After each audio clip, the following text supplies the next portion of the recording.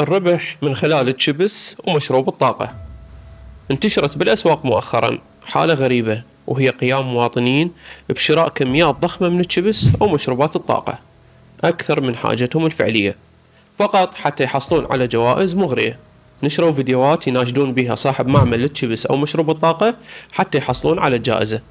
الجوائز المعروضة مغرية وسببت بضجة كبيرة بالأسواق، ورفع الطلب على هاي المنتجات بشكل عالي. علميا هذه حالة مشوهة باقتصاد السوق وغير صحية اطلاقا، وتعرف باسم تحريف الطلب القائم على الحوافز او Incentive Driven Distorted Demand.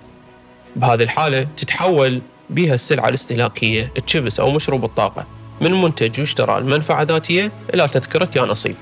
التفسير الاقتصادي لهذه الحالة: بالاسواق العادية والحالات العادية يشتري المستهلك منتج من الأسواق لأن المنفعة الحدية أو المارجنال يوتيليتي من استهلاك هذا المنتج أعلى من ثمنه، يعني الاحتياج للمنتج يكون أهم من السعر.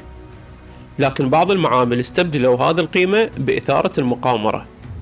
أولا، هنا المحرك الأساسي لشراء المنتج تحول من الحاجة للمنتج إلى الرغبة بالفوز. ثانيا، سلوك الطلب تغير من مستقر إلى طفرات شرائية تتجاوز الاستهلاك. وثالثا، المخاطر الصحية بدل ما كانت منخفضة أصبحت جدا عالية بسبب فرط الاستهلاك.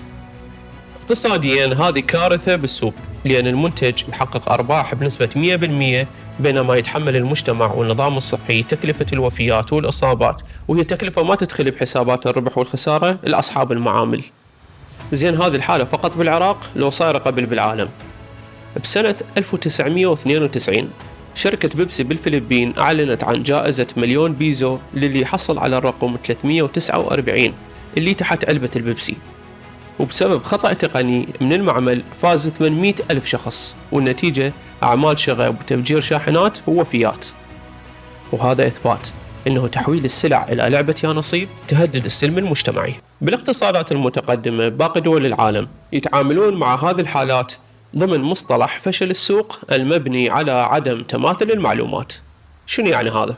هذا يعني أن أبو المعمل يعرف أنه فرص الفوز ضعيفة بهذا المنتج، بس الطفل أو المراهق ما عنده النضج الكافي حتى يدرك هذا الشيء. شاركونا رأيكم بالتعليقات، وشكرا للمتابعة.